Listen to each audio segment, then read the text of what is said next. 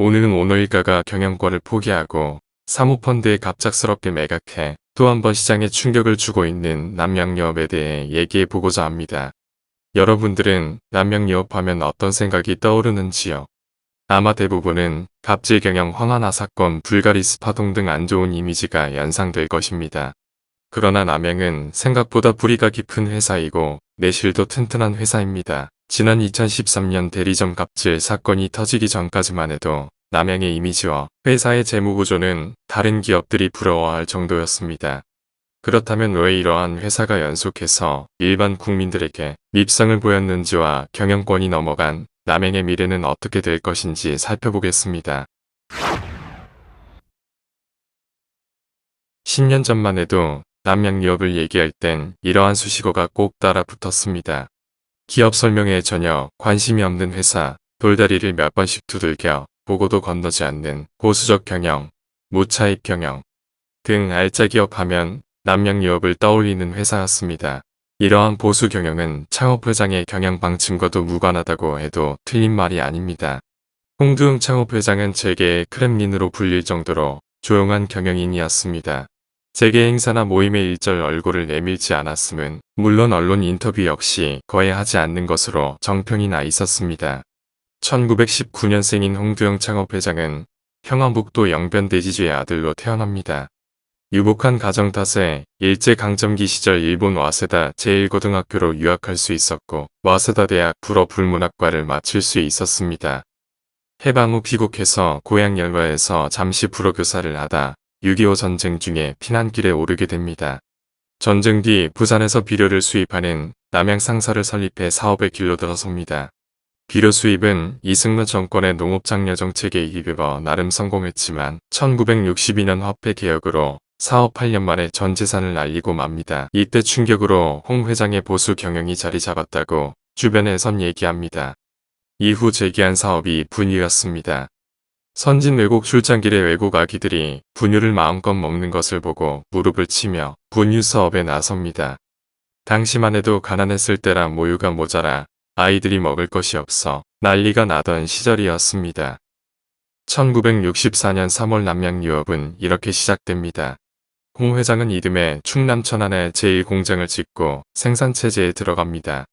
2년 후 출시된 유아용 제조 분유인 남양분유는 출시와 동시에 대박을 터뜨립니다.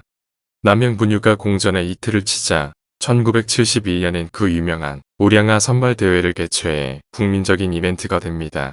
2세의 건강과 체격 향상을 일깨워주기 위한 일종의 사회공헌 행사였습니다. 첫 대회에 유경수 여사가 참석해 아기와 엄마를 청와대로 초청해 오찬을 함께할 정도로 큰 행사로 자리매김했습니다. 남양유업의 진가를 여지없이 발휘하는 이벤트였다고 할 수 있습니다. 분유의 대박에 이어 1977년엔 유산균 발효인 남양 요구르트를 개발해 당시 최고의 스포츠 스타였던 차범근 선수를 광고 모델로 내세우기도 했습니다. 당시 모델료가 1억 원이었다는 후문입니다. 회사를 상장시키고 수익이 엄청나도 홍 회장의 짠돌이 경영은 계속됐습니다. 이른바 사무 경영 원칙 고수였습니다. 사무란 돈을 빌려 쓰지 않고 노사분규가 없으며 친인척이 경영에 개입하지 않으며 자가 사옥이 없다는 뜻입니다. 실제로 10년 전까지만 해도 남양유업은 사옥이 없는 회사였습니다. 그러다 2016년 이세홍원식 회장에 의해 서울 강남 두산대로 변해 본사 사옥을 마련해 입주하게 됩니다. 남양유업은 43년 동안 서울 종각 근처 5층짜리 허름한 건물에 새들어 있었습니다. 필자가 1993년 홍두영 창업회장을 만났을 때 4층 회장실은 책상 하나와 5인용 소파가 전부였습니다. 회장실이라 하기엔 민망할 정도로 한쪽 귀퉁이에 칸을 막은 정도였습니다. 이때 홍 회장은 저에게 자신이 사업을 하게 된 동기와 앞으로 어떻게 기업을 이끌 것인가에 대해 자세히 설명한 적이 있습니다. 제가 왜 사옥을 마련하지 않습니까? 라고 물었을 때 홍 회장은 자식들에게도 분명하게 얘기한 게 두 가지가 있다고 했습니다. 하나는 기업인으로서 정치에 참여하지 말 것과 또 하나는 부동산 투기를 하지 말라는 것이었다고 했습니다. 남양이라는 상호에 대해서도 본인이 남양 홍씨이기 때문에 남양을 사용한 것으로 다른 특별한 이유가 없다고 했습니다. 어쨌든 창업회장의 경영 철학은 2세 경영인에게도 그대로 답습되었습니다. 창업 회장에게 경영권을 물려받은 이가 장남인 홍원식 회장입니다. 창업 회장은 철저하게 장남 승계 원칙을 세웠고 장남에게 주식 대부분을 증여하기도 했습니다. 장남은 대학 다닐 때부터 아버지 곁에서 사업을 익히며 1990년 대표이사를 맡아 사실상 후계자로 나섰습니다.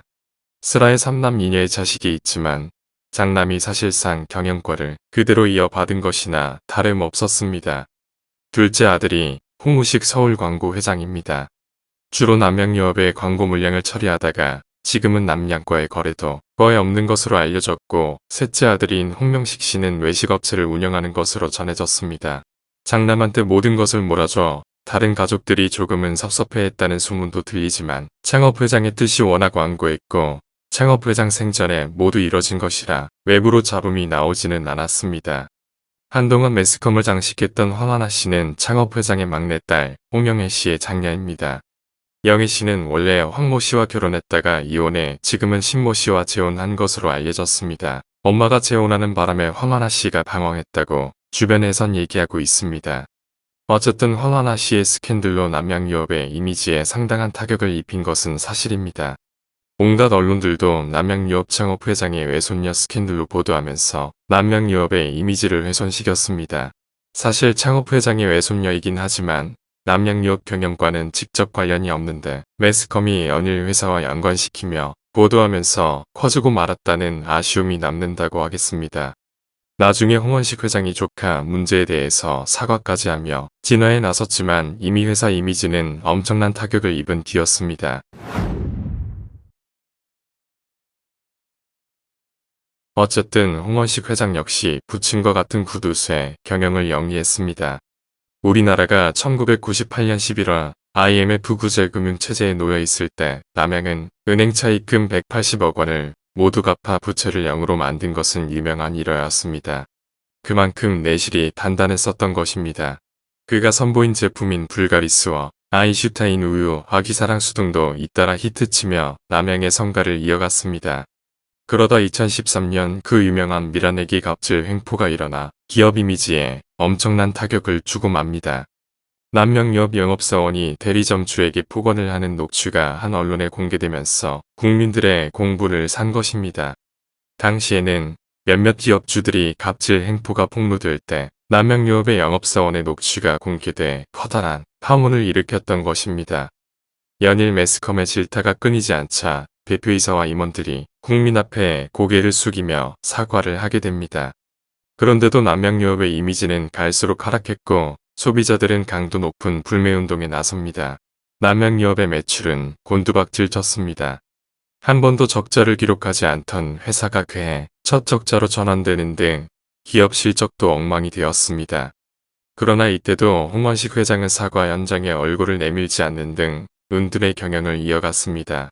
홍 회장은 제품에만 문제가 없으면 된다는 안이한 인식과 이미 남양에 대한 국민들의 불신이 극에 달했다는 것을 간과한 것이 아닌가 생각됩니다. 그 전까지만 해도 언론과의 관계나 대외적인 이미지는 괜찮았지만 그 뒤 홍보실 기능도 대폭 축소되고 제대로 대언론 대응도 못했다는 시각이 주변에서 팽배했습니다. 올해 일어난 불가리스 사태 때 이러한 영향은 그대로 나타났습니다. 사건의 발단은 지난 4월 한국의과학원 주관으로 열린 코로나 시대항 바이러스 식품개발 심포지움에서 남양유업은 불가리스 제품이 코로나19를 77.8% 예방하는 효과를 확인했다고 주장하면서 벌어집니다. 이 발표가 나온 직후 불가리스 제품이 돈이 났고 주가 역시 7% 넘게 수직 상승했습니다. 그러자 정부 역시 당황할 수밖에 없었습니다. 백신만이 유일한 대안으로 여기고 있었는데 이 제품으로 예방 효과를 볼 수 있다는 발표하니 어떻겠습니까? 실험이 사람을 대상으로 한 게 아니라는 사실을 밝혀내고 식품표시 광고법 위반 혐의로 남양유업을 고발하고 대대적인 압수수색 등을 실시합니다. 남양유업에 대한 국민들의 불신에 다시 불을 지피고 말았습니다. 언론들 역시 연일 남양의 행태를 폭로하기 시작합니다. 주식 역시 곤두박질 쳤습니다.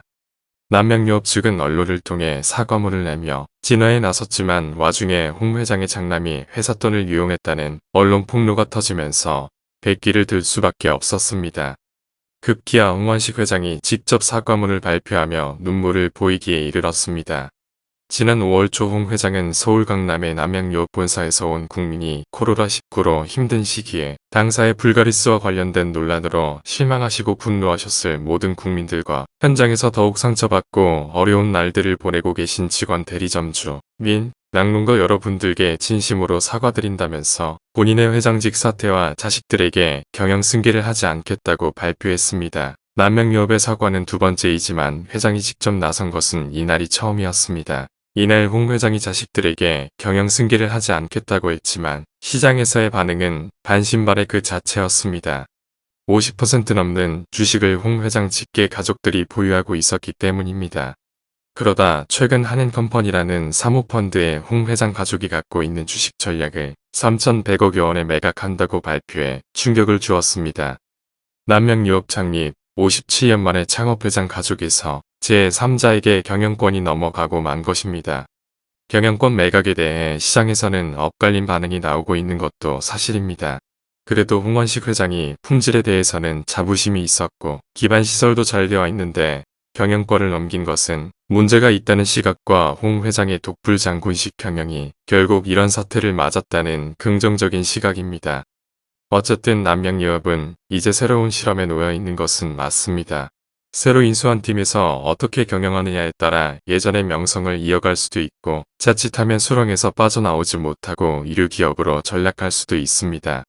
오늘 남양유업 사태를 보면서 이제 오너 경영인들의 자세를 다시 한번 생각하게 합니다.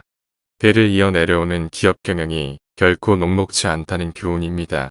경청해 주셔서 감사합니다.